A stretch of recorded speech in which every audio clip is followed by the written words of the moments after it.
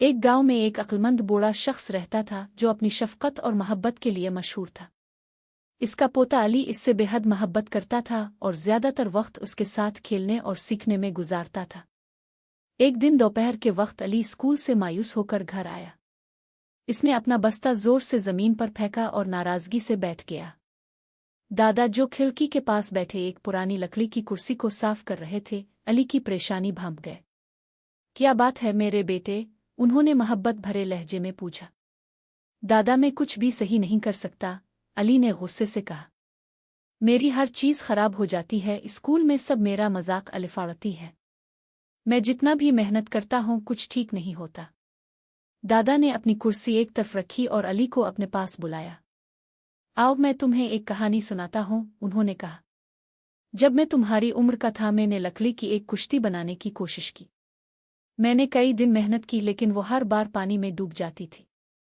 मैं भी तुम्हारी तरह मायूस हो गया था। अली ने हैरानी से पूछा, फिर आपने क्या किया दादा? मैं हार मान सकता था, दादा ने जवाब दिया, लेकिन मैंने ऐसा नहीं किया। मैंने अपनी नाकामी से सीखने की कोशिश की। मुझे पता चला कि मैंने गलत लकड़ी का इंतखाब किया था। फिर मैंने हल्की लकड़ी इस्तेमाल की और कई बार कोशिश के बाद मैंने ऐसी कुश्ती बनाई जो खूबसूरती से पानी में तैरने लगी। अली गौर से सुनता रहा और आहिस्ता आहिस्ता समझने लगा। नाकामी खात्मा नहीं है मेरे बेटे, दादा ने नरमी से कहा। ये एक सबक है। जब भी तुम नाकाम होते हो तुम कुछ नया सीखते हो। असल नाकामी वो है जब तुम कोशिश करना छोड़ दो।